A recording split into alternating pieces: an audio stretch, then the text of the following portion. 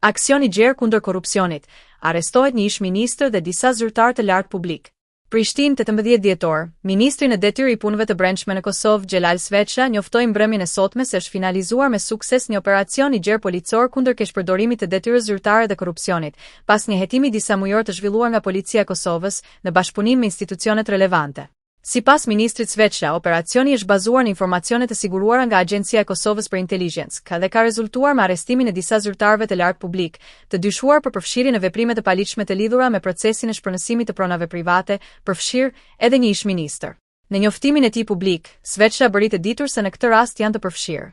kryetari i degës së gjykatës së Graçanicës, Eva, zyrtar nga avokatura k, DDB, eksperti i gjykatës HRT, një zyrtar në departamentin e shpronësimeve,